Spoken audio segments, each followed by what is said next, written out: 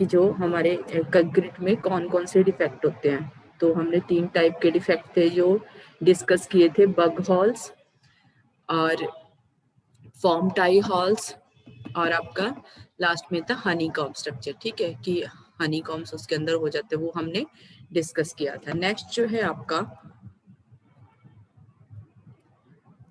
ये भी हमने कुछ थोड़ा बहुत डिस्कस कर लिया था, लेकिन दोबारा से मैं रिपीट कर दूंगी इसको। ये था कि आपका कि जब हम रेनफोर्स को क्या है, जो हमारा सरिया है उसको हम कोरेजन से प्रोटेक्ट करना चाह रहे हैं। ठीक है, कि जंग उस पे ना लगे, क्योंकि यही होता है जनरली कि आपके जो रेनफोर्स है उसके ऊपर जंग लग जाता है। ठीक है, तो हम ये कोशिश करेंगे, क्योंकि अगर जंग लग गया तो आपका पता ही है, फिर जंग लगने की वजह से जो कंक्रीट है वो भी खराब हो जाएगा। इसलिए हम कोशिश करेंगे कि कोरेजन से हम लोग क्या है, जो रेनफोर्स है उसको प्रोटेक्ट करें। तो यहाँ पे हमने ये पैराग्राफ पढ़ा था, लेकिन मैं दोबारा रिपीट कर रही हूँ इसको। Corrosion in reinforce is the most serious problem. ठीक है, कि जो मोस्ट सीरियस प्रॉब्लम है मैंने पहले ही बता दिया आपको। और ज्यादातर जो फेलियर है, most of the failure in RC structure, जो रेनफोर्स सीमेंट स्ट्रक्चर जो स्ट्रक्चर बने होते हैं, जो ज्यादातर फेलियर है वो किसकी वजह से होते हैं? रेनफोर्स पे जंग लगने की वजह से, कोरेजन लगने की वजह से होता है। There is a dire need of the finding way to fight problem of the corrosion. मैंने कल भी बताया था आपको कि आपका जो कोरेजन से लड़ने का कोई हमारे पास ऐसा सोल्यूशन नहीं है, रेडीमेड सोल्यूशन नहीं है। बट यहाँ पे लिखा है there is a no readymade solution. कोई ऐसा सोल्यूशन नहीं है कि जिससे हम अप्लाई करें और बच जाए। ठीक है, डिफरेंट टाइप के सोल्यूशन है, मैनी टेक्निक्स हैं जो अवेलेबल है। ठीक है, fight problem of the corrosion. ठीक है, there is the need of the finding, कुछ ना कुछ सोल्यूशन हमें ढूंढना पड़ेगा। कोई भी रेडीमेड सोल्यूशन नहीं है इससे लड़ने का। So preventing corrosion of the reinforce, many technique are available, बहुत सारी टेक्निक अवेलेबल है। उनमें से कोई इंडिविजुअली हम अप्लाई कर ले, कोई एक अप्लाई कर देते हैं। कई बार क्या आता है, कॉम्बिनेशन अप्लाई कर देते हैं दो का। जैसे हम पहला जो है, इसमें पहले वाला ये है कि अच्छी क्वालिटी का कंक्रीट यूज करें। अब एक तो अच्छी क्वालिटी का कंक्रीट यूज कर दे हम, और दूसरा क्या कर दे, जो सरिया यूज किया हुआ है उसके ऊपर कोटिंग प्रोवाइड कर दे। तो दो हो गए। ठीक है, या तो हम लोग क्या है, कोई एक इंडिविजुअली, या फिर आप हम लोग क्या सीधा सरिये के ऊपर कोटिंग प्रोवाइड कर दे। कंक्रीट हम जैसा चाहे वैसा यूज कर रहे हैं। ठीक है, तो दो कोई चीजें हम कॉम्बिनेशन के साथ कर सकते हैं, या फिर क्या कोई इंडिविजुअल जो हम एक प्रोसेस हम इसको यूज कर सकते हैं कोरेजन से बचने के लिए। ठीक है, तो यहाँ पे हम लोग क्या है, reinforce can be protected from the corrosion following way। ये एक तरीका है जिससे हम लोग क्या कर सकते हैं, बच सकते हैं। पहला क्या है कि हम क्लोराइड, दो चीजों से आपका कंक्रीट, जो आपका कंक्रीट के अंदर रेनफोर्स है उसमें जंग लगता है। एक तो मॉइस्चर की वजह से, दूसरा क्लोराइड। क्लोराइड मतलब साल्ट। ठीक है, सोडियम क्लोराइड। ये साल्ट जो प्रेजेंट होता है, हमेशा हमें कहा जाता है कि जो कंक्रीट के अंदर हम पानी यूज कर रहे हैं वो क्या करना चाहिए हमें, बिना साल्ट वाला। ठीक है, समंदर का पानी तो बिल्कुल ही अवॉइड करना चाहिए। पानी साफ सुथरा होना चाहिए। ठीक है, ज्यादा साल्ट नहीं होना चाहिए। जो हम यूज कर रहे हैं कंक्रीट बनाने के लिए, मसाला बनाने के लिए जो हम यूज कर रहे हैं, वो क्या है, उसके अंदर क्लोराइड नहीं होना चाहिए, साल्ट नहीं होना चाहिए। दूसरा क्या है, मॉइस्चर। मॉइस्चर तो वजह है ही। ठीक है, इसने दो रीजन बता दिए कि हम ऐसा करें कि कंक्रीट के सरफेस को सील कर दें कि उसके अंदर क्लोराइड और मॉइस्चर की एंट्री ना हो। पहला प्रोसेस ये हो गया। दूसरा, properties of concrete to reduce its permeability. ऐसी क्वालिटी का, इस प्रॉपर्टीज का हम कंक्रीट अप्लाई करें, मॉडिफाई करके अप्लाई करें कि उसकी परमेबिलिटी, पानी परमेबिलिटी क्या होती है आपकी, पानी को ऑब्जर्व करने की जो उसकी पावर है। ठीक है, उसकी जो क्षमता है उसको क्या करना है, हमने कम करना है। जो कंक्रीट हमने यूज किया है वो कम से कम ही पानी ऑब्जर्व करे। ठीक है, कम से कम पानी को सोखे वो। तो हमने ऐसे वाला कंक्रीट है, जो इस प्रॉपर्टीज का कंक्रीट हमने यूज करना है। This technique retard the flow of the moisture. ये वाली टेक्निक क्या करती है, जब हम मॉडिफाई करते हैं कंक्रीट की प्रॉपर्टीज को, ये टेक्निक क्या करती है, मॉइस्चर की एंट्री को और क्लोराइड की एंट्री को क्या करती है, फ्लो को क्या कर देती है, कम कर देती है। ठीक है, पहले वाला कि हमने कंक्रीट के फेस को सील कर दिया कि उसके अंदर क्लोराइड और मॉइस्चर ना जा सके। दूसरा हमने क्या किया कि उसकी प्रॉपर्टीज को मॉडिफाई कर दे हम, कि उसकी परमेबिलिटी क्या हो जाए, रिड्यूस हो जाए, परमेबिलिटी रिड्यूस होएगी, उसको सोखने की क्षमता जो कम हो जाएगी तो क्या होगा, उसमें मॉइस्चर और क्लोराइड क्या होगा, कम जाएगा। ठीक है, लास्ट जो है आपका बाई प्रोटेक्टिंग द रेनफोर्स, जो रेन सरिया आपने यूज किया है उसी के ऊपर हम लोग कोई कोटिंग प्रोवाइड कर दें, कोट प्रोवाइड कर दें, उसके ऊपर पेंट या फिर किसी और टाइप का इपॉक्सी आते हैं वो वाले, कोरोजन इनहेबिटेंट आते हैं वो हम उसके अंदर यूज कर दें। तो इस तरीके से हम रेनफोर्स के दो वाले ऊपर वाले जो प्रोसेस है वो क्या कह रहे हैं कि जो कंक्रीट है उसको मॉडिफाई करें, हम उसको ठीक करें, और लास्ट जो है वो क्या है कि रेनफोर्स के ऊपर हम लोग क्या करें, कंक्रीट जो एक कोटिंग हम प्रोवाइड करें। ठीक है, उसके बाद नेक्स्ट है आपका कि कौन से मेथड हैं जिससे हम लोग क्या कर सकते हैं, कोरेजन को कंट्रोल कर सकते हैं, जंग से हम बच सकते हैं जो रेनफोर्स के ऊपर। पहला है आपका गुड कंक्रीट प्रैक्टिस, ठीक है, कि हम अच्छी क्वालिटी का कंक्रीट यूज कर दें। दूसरा, use of the latex modify, अब क्या है कंक्रीट के अंदर कुछ और एडमिक्सचर इसने ऐड किया है जो लेटेक्स के नाम से है। ठीक है, वो आगे हम कर पढ़ेंगे। Use of the silica film, ये क्या है आपका, सिलिका फोम हम यूज कर दें किसके अंदर, कंक्रीट के अंदर। इपॉक्सी कोटिंग, रेनफोर्स जो रेन सरिया हमने यूज किया उसके ऊपर इपॉक्सी की, मतलब थर्मोसेट जो पॉलीमर होते हैं, पॉलीमर इसके अंदर यूज किया होता है, वो उसकी कोटिंग हम लोग क्या कर दें, रेनफोर्स बार के ऊपर प्रोवाइड कर दें। Use of membrane and sealer, वही कि हम सीलर प्रोवाइड कर दें किसके ऊपर, ऊपर सीलिंग कोट एक प्रोवाइड कर दें कंक्रीट के ऊपर, जिसकी वजह से क्लोराइड और मॉइस्चर उसके अंदर ना जा सके। उसके बाद इनऑर्गेनिक कोरेजन इनहेबिटेटर यूज कर, इनहेबिटेटर का मतलब होता है निरोधक, ठीक है, कि जो हम रोकने के लिए यूज कर रहे हैं। इनऑर्गेनिक जो आपका लिविंग थिंग से नहीं बना होता, ऑर्गेनिक जो आपका लिविंग थिंग से बना होता है। ठीक है, तो ये कोरेजन को रोकने के लिए जो हम निरोधक, जंग निरोधक जो यूज करते हैं वो आपका इनऑर्गेनिक और ऑर्गेनिक दो टाइप के हो जाएंगे। तो ये सारे हैं, इनको हम डिटेल में पढ़ेंगे अब। गुड क्वालिटी कंक्रीट, ये तो पता ही है कि हम कंक्रीट यूज कर रहे हैं तो अच्छी क्वालिटी का, अच्छी क्वालिटी का मतलब हम लोग क्या है, कैसे करेंगे अच्छी क्वालिटी का कंक्रीट हम कैसे बनाएंगे। Good quality concrete provide adequate protection against corrosion, ये हमें पहले ही पता लग गया कि अच्छी क्वालिटी का कंक्रीट हमें क्या कर सकता है, कोरेजन से प्रोटेक्ट कर सकता है हमारी जो बिल्डिंग है उसको। ठीक है, good concrete practice also ensure the protection against the corrosion, good quality का कंक्रीट जो है वो ये भी इंश्योर करता है कि हमारी जो प्रोटेक्शन होगी किससे, कोरेजन से। उसके बाद नेक्स्ट कि कौन से स्टेप हम इन्वॉल्व करेंगे जब हम गुड क्वालिटी का कंक्रीट बना रहे हैं। पहला, सबसे पहले ये हमें हमेशा ही कहा जाता है कि लो वाटर सीमेंट रेशियो रखना है, हमने कम से कम वाटर सीमेंट रेशियो रखना है। ठीक है, जितना कम पानी होगा, ठीक है, मिक्स भी ऐसा बनाना है कि वर्केबिलिटी उसकी अच्छी हो, आसानी से यूज भी हो जाए। ठीक है, और इससे क्या होगा कि जब हम वाटर सीमेंट रेशियो लो रखेंगे तो ये क्या होगा, इससे परमेबिलिटी कम हो जाएगी। मैंने ऊपर बताया कि पानी को ऑब्जर्व जो करता है ये कंक्रीट, वो क्या हो जाएगी, रिड्यूस हो जाएगी। ठीक है, उसको सोखेगा नहीं वो। उसके बाद नेक्स्ट है कि adequate cover to the reinforce, अब रेनफोर्स सरिया आपने प्रोवाइड किया, कई बार क्या होता है कि जो कवर ऊपर हम कंक्रीट पर बिछाते हैं, कंक्रीट अगर सही कवर नहीं दिया आपने, कंक्रीट को सही नहीं बिछाया तो क्या होगा, एक्सपोज हो जाता है, वो दिखने लग जाता है। तो एक्सपोज होगा, दिखेगा तो पता ही है फिर उसके ऊपर जंग तो लगना ही है। इसलिए क्या है कि हमें इतना कवर प्रोवाइड करना है कि उसके ऊपर, वो ऊपर की साइड ना दिखे और उसके ऊपर क्या है, जंग ना लगे। It will increase the time for the chloride, ये जितना अच्छा कवर प्रोवाइड करेंगे मोटी परत में क्या है, नीचे की साइड क्लोराइड और मॉइस्चर नहीं जा पाएगा, रीच नहीं कर पाएगा और कोरेजन से हम बच सकते हैं। थर्ड जो है आपका क्यूरिंग, क्यूरिंग हमने अच्छे से करनी है। क्यूरिंग हम अच्छे से करेंगे तो क्या होगा कि हमें हाइड्रेट करने के लिए, हाइड्रेशन करने के लिए कंक्रीट की 7 डेज चाहिए होती है कम से कम। तो 7 डेज तक हमने क्या करना है, उसकी क्यूरिंग करनी है। क्यूरिंग क्या करता है, जो ड्राई रिड्यूस हाइड्रेशन, ठीक है।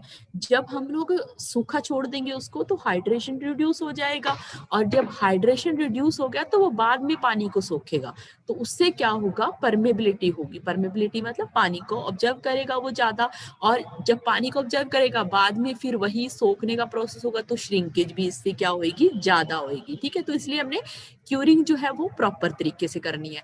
उसके बाद इंट्रोड्यूस क्लोराइड लिमिट। अब क्लोराइड होता है उसके अंदर, उसकी लिमिट डिसाइड होनी चाहिए, स्पेसिफाइड। जब हम लोग क्या है सीमेंट बनाते हैं उसके अंदर अलग अलग, जैसे मान लो आपका सिलिका हो गया, लाइम हो गया, अल्कली हो गया, ये सारे होते हैं उसके अंदर, तो हमने लिमिट होनी चाहिए कि कितनी उसके अंदर हम यूज कर सकते हैं, वो लिमिट हमने देख के चलनी है, और जो स्पेसिफाइड है हमें कोड में। उसके बाद यूज वाटर रिड्यूस एडमिक्सचर। कुछ ऐसे एडमिक्सचर्स हम उसके अंदर यूज कर सकते हैं जिससे क्या है, पानी जो हमने यूज करना है वो क्या हो जाएगी, उसकी जो क्वांटिटी है वो क्या हो जाएगी, कम हो जाएगी। कम होगी तो फिर पता ही है तुम्हें, पानी कम होगा, ऊपर ही से बोल दिया कि वाटर सीमेंट रेशियो हमने कम रखना है, और एडमिक्सचर यूज करके हम वर्केबिलिटी इंक्रीज कर सकते हैं, और हमारे पानी की क्वांटिटी कम हो जाएगी। उसके बाद लास्ट जो है, जब आप कंक्रीट को फिल कर रहे हो, जहां पे आप यूज कर रहे हो, तो हमने वाइब्रेटर यूज करना है। ठीक है, खुद से हैंड फिलिंग या फिर जो भी हम जिस भी चीज से दबा रहे हैं उससे नहीं हो पाता अच्छे से, इसलिए हमने क्या करना है, वाइब्रेटर यूज करना है, ताकि अच्छे से उसके अंदर फिलिंग हो जाए। तो हमने क्या क्या पॉइंट पढ़े, सबसे पहले पढ़ा हमने कि हमने क्या करना है, अच्छी क्वालिटी का कंक्रीट वाटर सीमेंट रेशो कम रखना है। दूसरा, रेनफोर्स के ऊपर क्या करना है, अच्छे से कवर प्रोवाइड करना है, एक्सपोज नहीं होना चाहिए। थर्ड जो है आपका, हमें क्यूरिंग अच्छे से करनी है, तराई अच्छे से करनी है। उसके बाद नेक्स्ट हमने क्लोराइड की लिमिट स्टैंडर्ड कोड में जो है उसके अकॉर्डिंग लेके चलनी है। उसके बाद एडमिक्सचर्स यूज कर सकते हैं जो क्या करते हैं, वाटर की क्वांटिटी को रिड्यूस कर देते हैं। ठीक है, उसके बाद लास्ट जो है, जब आप कंपैक्शन कर रहे हो, कंक्रीट को फिल कर रहे हो, जिस भी जगह पे यूज कर रहे हो, तो वाइब्रेटर का यूज करो, ताकि फिलिंग जो है, ये हमने पीछे भी पढ़ा था कि जब हनीकॉम्ब स्ट्रक्चर भी बन जाता है, बीच में वॉइड रह जाएंगे, और वॉइड रहेंगे तो वो पानी को इजिली अलाउ करेंगे, अंदर आएगा पानी और उसको खराब कर देगा। ठीक है, नेक्स्ट जो है, use of the latex modify. अब ये लेटेक्स मॉडिफाई क्या होता है, the latex modify pore structure of the concrete, reduce permeability. ठीक है, इसमें क्या होता है कि जो पोर, जिसके अंदर ज्यादा पोर हो गए हैं, पोर्स वाला जो वॉइड वाला जो स्ट्रक्चर है ना, उसमें हम इसको यूज कर सकते हैं। ठीक है, और परमेबिलिटी को रिड्यूस कर सकते हैं। इससे कैसे तैयार करेंगे इसको, प्रिपेयरिंग दिस कंक्रीट लिक्विड, ये आपके ये है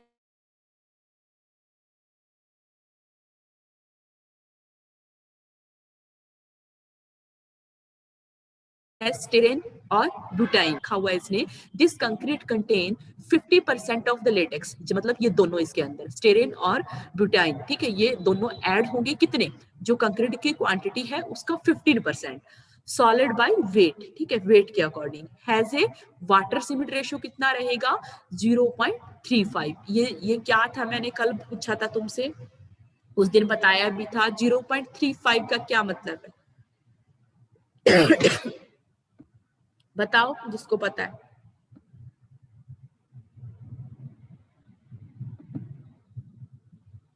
बताओ भाई, किसी को नहीं पता।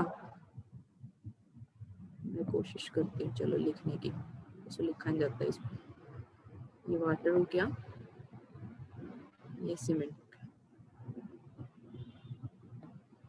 मतलब ये सीमेंट है नीचे, बस समझ जाना। ठीक है, इसका रेशो, इन दोनों का रेशो कितना होना चाहिए, 0.35 ले रहे हो, 12 ले रहे हो पानी। ठीक है, नीचे की साइड हम लोग 5 ले रहे हैं, 6 ले रहे हैं। ठीक है, इनको काटेंगे जब, मतलब जैसे मान लो डिवाइड करेंगे इससे, तो क्या आना चाहिए हमारा, 0.35 होना चाहिए। क्लियर है आपकी सबको, समझ आई है यस मैंने मैम। जो बताया। ठीक है, इन दोनों का रेशियो क्या होना चाहिए, 0.35 होना चाहिए। ठीक है, तो ये कह रहा है ये, अभी ये कह रहा है कि हमने ये लेटेक्स यूज तो कर दिया, ठीक है, लेकिन इसमें कुछ प्रॉब्लम है। मैंने ऊपर हमने पहले पैराग्राफ में यही हमने किया है, यही हमने पढ़ा है कि सोल्यूशन तो बहुत है, टेक्निक हमारे पास बहुत है, लेकिन कोई परमानेंट सोल्यूशन नहीं है इसका कि इससे हो जाएगा, लेकिन एक कुछ हद तक चीजें कम हो जाती हैं। ठीक है, तो हमें ये पता लग गया कि ये हम लेटेक्स मॉडिफाई यूज कर सकते हैं और इसको प्रिपेयर कर सकते हैं। ये यूज किया है इसने स्टेरेन और ब्यूटेन, ये दोनों मिक्स किया है कंक्रीट के अंदर, परसेंटेज भी बता दी और वाटर सीमेंट रेशियो कितना ये भी रख दिया। अब प्रॉब्लम क्या है, लेटेक्स मॉडिफाई कंक्रीट है सम प्रॉब्लम ऑफ क्रैकिंग, इसमें क्रैकिंग आ जाती है। It should be place at the evening, इसलिए इसको क्या किया जाता है, इवनिंग में यूज किया जाता है, रात को या शाम को इसको यूज करते हैं। इससे क्या हो जाता है, क्रैकिंग रिड्यूस हो जाएगी। इसकी जो कॉस्ट होती है कंक्रीट, दूसरा जो नॉर्मल कंक्रीट है उससे क्या होती है, ज्यादा होती है।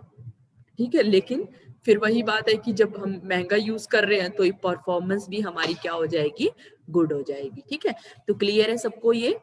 ठीक है, कि हमारा जो लेटेक्स मॉडिफाई बता दिया इसने, स्टेराइन और बुटाइन दो चीजें इसके अंदर ऐड की हैं कंक्रीट के अंदर, परसेंटेज इसने बता दी। उसके बाद प्रॉब्लम क्या है कि क्रैकिंग आती है, इसलिए क्रैकिंग को अवॉइड करने के लिए हम दिन में इसको यूज नहीं करेंगे, इसको रात में या इवनिंग में यूज करेंगे। ठीक है, और इसकी जो कॉस्ट है वो क्या होगी, कंक्रीट के कंपैरिजन में क्या होगी, हाई होगी।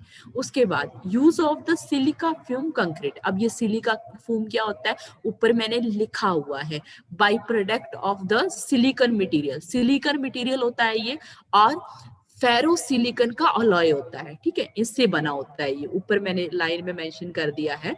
उसके बाद silica fume is extremely effective pozzolana material, ये इफेक्टिव है जब हम यूज करते हैं। क्यों है, that react with the calcium hydroxide, ये कैल्शियम हाइड्रोक्साइड के साथ क्या करता है, रिएक्शन करता है, जिससे क्या हो जाता है, सीमेंट के जो हाइड्रेशन होता है produce in hydrated cement paste. ठीक है, इससे क्या होगा, जब वो रिएक्शन करेगा तो सीमेंट के पेस्ट में क्या हो जाएगा, हाइड्रेट हो जाएगा। इससे क्या होगा, एडिशनल सीमेंटियस, मतलब अच्छी क्वालिटी का हमारा जो है वो बन जाएगा, ये जो हम इसके अंदर यूज करेंगे।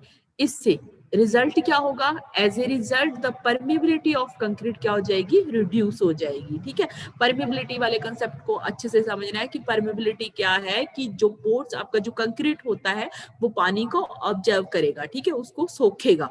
और जब हम ये चीजें यूज कर रहे हैं तो हमारा मेन जो पर्पज है यही है कि क्लोराइड और मॉइस्चर की एंट्री को हमने रोकना है। और ये चीजें हम जब यूज कर रहे हैं तो वो मॉइस्चर और क्लोराइड को क्या कर रहा है, रिड्यूस कर रहा है, परमिट नहीं कर रहा, उसको अलाउ नहीं कर रहा है। ठीक है, परमेबिलिटी को परमिट से समझ लो, परमिशन नहीं दे रहा है। ठीक है, उसके बाद performance of the silica fume concrete is good, excellent. ठीक है, it has a moderate score, अच्छा है ये, एक्सीलेंट इसकी जो परफॉर्मेंस है, और कॉस्ट भी इसकी मॉडरेट है, ज्यादा महंगा नहीं है। This concrete is approximately equal to the latex modified concrete, जैसा वो है और वैसे ही ये वाला भी है जैसे लेटेक्स वाला है। ठीक है, इन इट्स क्लोराइड परमेबिलिटी। ठीक है, जैसे ये वो क्लोराइड परमेबिलिटी को जितना वो रोकता है लेटेक्स वाला, उतना ही जो आपका ये सिलिका फ्यूम वाला है ये भी उतना ही रोकेगा। तो क्लियर है सबको कि ये क्या है आपका सिलिका वाला, जो ऊपर लिख दिया है मैंने कि सिलिकॉन मटेरियल से बना होता है, इसको ऐड करते हैं उसके अंदर, इससे क्या होगा, ये सीमेंट को हाइड्रेट कर देता है। ठीक है, जो हमारा जो हाइड्रेशन प्रोसेस करते हैं हम क्यूरिंग वाला, वो चीज उस चीज को इंक्रीज कर देगा ये। ठीक है, इससे परमेबिलिटी कम होगी, और परमेबिलिटी कम होगी तो आपको पता ही है फिर कोरेजन अपने आप प्रोड्यूस हो जाएगा। कॉस्ट भी कम है, ऐसे ही जैसे क्लोराइड की एंट्री को उतना ही रोकता है जितना कि लेटेक्स रोकता है। उसके बाद इपॉक्सी कोटिंग, अब ये क्या है, थर्मोसेट पॉलीमर है ये। ठीक है, पॉलीमर से बना होगा ये, और इसमें क्या करते हैं हम लोग, जो रेनफोर्स बार हमने यूज की है, प्री क्लीन रेनफोर्स बार, मतलब पहले क्लीन करना, उसको साफ करना। ये हमने पहले भी पढ़ा था कि कोई भी रिपेयरिंग प्रोसेस कर रहे हो तो सबसे पहले हम सरफेस को क्या करेंगे, क्लीन करेंगे। तो ये क्या कर रहा है कि प्री क्लीन रेनफोर्स स्टील। ठीक है, रेनफोर्स को हमने साफ कर दिया, providing with A coating of powder, ये पाउडर फॉर्म में होगा जो इपॉक्सी, उसको क्या करेंगे, उसके ऊपर प्रोवाइड कर देंगे। This coating physically block the penetration of, normal है कि हम लोग किसके पेंट्रेशन को रोकना चाह रहे हैं, मतलब पेंट्रेट का मतलब होता है धंसना, अंदर जाना, ठीक है, उसको पेंट्रेट करने से रोकेगा किसको, क्लोराइड को, उसको एंट्री नहीं देगा ये, which increase the durability of the, जब क्लोराइड उसके अंदर एंट्री नहीं करेगा तो अपने आप ही उसकी जो ड्यूरेबिलिटी है वो क्या होगी, इंक्रीज होगी। तो सिंपल है कि हम उसको साफ कर लेंगे और पाउडर फॉर्म में उसको क्या करेंगे, जो इपॉक्सी है आपका, ये यहाँ पे मैंने लिखा हुआ है, ये कट गया है यहाँ पे, थर्मोसेट पॉलीमर होते हैं, ठीक है, एक होता है थर्मोप्लास्टिक, होता है थर्मोसेटिंग, ठीक है, थर्मोप्लास्टिक जो क्या होते हैं वो इजिली पिघल जाते हैं, ठीक है, और जो थर्मोसेट होते हैं वो इजिली नहीं पिघलते, वो हार्ड होते हैं, ठीक है, तो ये वो वाला इसके अंदर यूज करते हैं। उसके बाद next, use of the membrane and sealer, अब इसमें क्या करते हैं, membrane and sealer have the ability to bridge the crack in concrete, ये क्या करते हैं, उनके अंदर मेम्ब्रेन जो और सिलर जो यूज करते हैं वो क्या करते हैं, जो एक प्रोटेक्शन देते हैं, क्रैकिंग नहीं आने देते कंक्रीट के अंदर। This help prevent the chloride, और क्लोराइड की एंट्री को भी रोकते हैं। अब ये मेम्ब्रेन कौन कौन से होते हैं, यूरेथीन, न्यूप्रीन, इपॉक्सी, ये वाले जो है इसके अंदर मेम्ब्रेन, एज ए मेम्ब्रेन और सिलर इसको यूज करते हैं। इसको एक लेयर, सिंगल लेयर भी प्रोवाइड करते हैं या फिर मल्टीपल लेयर में भी इसको प्रोवाइड कर सकते हैं कंक्रीट के सरफेस के ऊपर, ये कंक्रीट के ऊपर कर रहा है ये। The effectiveness of the all material decrease over time, they are required to applied the regular interval, ऐसा नहीं है कि हमने एक टाइम प्रोवाइड कर दिया फिर कुछ देर, इसको रेगुलर इंटरवल के बाद हमने अप्लाई करते रहना है, और ये क्या करेगा, जो भी है आपका उसका जो क्लोराइड की एंट्री को क्या करेगा, प्रिवेंट करेगा, ठीक है। उसके बाद नेक्स्ट, इनऑर्गेनिक कोरेजन इनहिबिटर, मतलब जो लिविंग थिंग से नहीं बने हो वैसे वाले जंग निरोधक, ठीक है। कैल्शियम नाइट्रेट, इसके लिए क्या यूज किया जाता है, कैल्शियम नाइट्रेट का यूज करते हैं हम कोरेजन को इनहिबिट रोकने के लिए, ठीक है। This admixture is adding during batching, अब ये कब ऐड करेंगे, जब बैचिंग कर रहे हैं। बैचिंग प्रोसेस क्या होता है, तुमने सीटी में पढ़ा होगा, batching, mixing, placing, transportation, compaction. Batching सबसे पहला था, कोई भी बच्चा, बैचिंग क्या होता है, किसी को नहीं पता, अच्छा मिक्सिंग क्या होता है, सुन भी रहे हो तुम मेरी बातें। मैम बैचिंग होता है कि जो भी सैंड, एग्रीगेट, सीमेंट है उनका मिक्स लेना। हाँ, मिक्सिंग तो हो गया, उनको मिलाना, ठीक। उससे पहले क्या करते हैं, हम नापते हैं ना उसको, कि हमें यस, जैसे बाय मान लो वेट और बाय वॉल्यूम। किलो के हिसाब से लगा लो या वॉल्यूम के हिसाब से लगा लो, कि हमने जैसे एक तासला ये ले लिया, एक तासला ये, आधा तासला इसका लेना, इतना पानी लेना हमने, तो आप पहले बैच बनाते हो उसको बैचिंग बोलते हैं, ठीक है, कि सबसे पहले जो हम मेजरमेंट लेते हैं कि कितनी क्वांटिटी में हमने ये लेना है, उसको बैचिंग बोलते हैं। उसके बाद मिक्सिंग करते हैं, मिक्सिंग करने के बाद हम लोग क्या है, ट्रांसपोर्ट करते हैं, उसको लेके जाते हैं, ठीक है। उसके बाद प्लेसिंग करते हैं, बिछाते हैं उसको, उसके बाद कंपैक्शन करते हैं, वो प्रोसेस था उसके अंदर। तो बैचिंग क्या, इस जब हम लोग क्या कर रहे हैं, बना रहे हैं, हम उसको बैच ले रहे हैं कि कितना सीमेंट लेना है, कितना हमारा जो सैंड लेना है, कितना एग्रीगेट लेना है, बना रहे हैं, उस टाइम इसको क्या करेंगे, ऐड करेंगे, ठीक है। कैल्शियम नाइट्रेट डिस्टर्ब द कोरेजन, कोरेजन को रोकेगा बाय इंसेसिंग द, ये क्या है, पैसिवेशन लेयर, इसका मतलब क्या होता है, a material less affected by the corrosion, एक ऐसी लेयर बना देगा जो क्या करेगा कि कोरेजन को प्रोटेक्ट, उसको इफेक्ट नहीं होने देगा। पैसिवेशन लेयर का मतलब है कि ऐसे वाला, ऐसी एक लेयर बना देगा जो कोरेजन से डिफेक्टेड ना हो, ठीक है। On the surface of the reinforce steel act as a corrosion, ये किसके ऊपर लगा रहा है, ये उसके ऊपर कंक्रीट, जो रेनफोर्स, ये जो मिक्सचर जो है वो कंक्रीट का बना रहा है, और कवर इसके ऊपर प्रोवाइड कर देगा, कवर ही प्रोवाइड करेंगे हम, वो क्या कर देगा, ऐसी एक लेयर बना देगा जो कोरेजन से इफेक्टेड ना हो।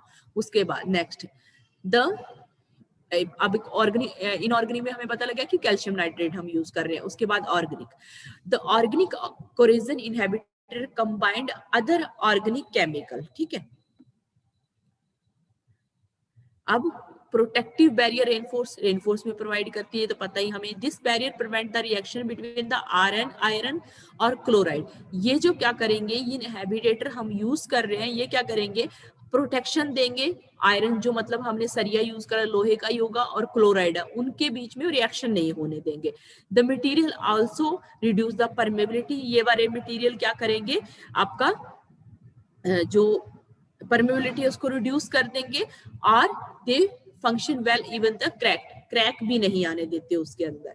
तो ये हमारे क्या है, हमने पढ़ लिया कि कौन कौन सी चीजें हमने यूज करनी है जब हम क्या है कोरेजन से प्रोटेक्ट करना चाह रहे हैं। लेटेक्स यूज करेंगे, लेटेक्स में ये आपका स्टेरेन और ब्यूटेन लेटेक्स दो टाइप के यूज करेंगे हम। 15% कंक्रीट के अंदर यूज करते हैं और उसके अंदर क्रैकिंग की प्रॉब्लम आती है, इसलिए हम नाइट में यूज करते हैं। सिलिका फ्यूम यूज करेंगे हम। सिलिका फ्यूम से क्या होगा कि उसकी परमेबिलिटी रिड्यूस हो जाएगी। ये भी एज ए जैसे लेटेक्स काम करता है वैसे ही काम करता है, ये भी परमेबिलिटी को उतना ही रिड्यूस करता है जितना कि आपका लेटेक्स वो करता है। इपॉक्सी कोटिंग यूज करते हैं हम कि वो किसमें रेनफोर्स के ऊपर कोट प्रोवाइड करते हैं, पाउडर फॉर्म में होगा ये इपॉक्सी, उसको प्रोवाइड करेंगे और ये क्लोराइड को पेंट्रेट नहीं होने देगा उसके अंदर। मेम्ब्रेन यूज करेंगे, मेम्ब्रेन इसके ऊपर या कंक्रीट के ऊपर यूज करेंगे, यूरेथीन, न्यूप्रेन और इपॉक्सी, ये मल्टीपल लेयर हम उसके अंदर यूज करते हैं। जब लेयर प्रोवाइड कर रहे हैं साथ ही साथ लेयर प्रोवाइड करनी है कुछ इंटरवल के बाद, ऐसे नहीं कि आप एक बार अप्लाई कर दिया और फिर काफी टाइम बाद अप्लाई कर रहे हो तो इफेक्टिवनेस उतनी नहीं होगी। उसके बाद कैल्शियम नाइट्रेट जो है आपका इनऑर्गेनिक हैबिटेटर है जो हम यूज करते हैं बैचिंग के टाइम। यो क्या करता है, एक पैसिवेशन लेयर मतलब ऐसी लेयर बना देता है जो कोरेजन से इफेक्ट ना करे, ठीक है। उसके बाद ऑर्गेनिक इनहेबिटेटर यूज करते हैं हम लोग, केमिकल यूज करते हैं जो क्या होते हैं रेनफोर्स को एक बैरियर देते हैं, प्रोटेक्टिव बैरियर मतलब उसको प्रोटेक्ट करते हैं, ठीक है। परमेबिलिटी भी कम हो जाती है और क्रैक भी कम हो जाते हैं। उसके बाद नेक्स्ट जो है आपका पीछे वाले में किसी को कोई डाउट जितना मैंने कराया? No ma'am. No ma'am. ठीक है। उसके बाद नेक्स्ट है अब मैम नेक्स्ट क्लास में करा देना। बस थक गए तुम? बताओ, एक टॉपिक कराया मैंने, बहुत है मैम आज के लिए। बहुत है।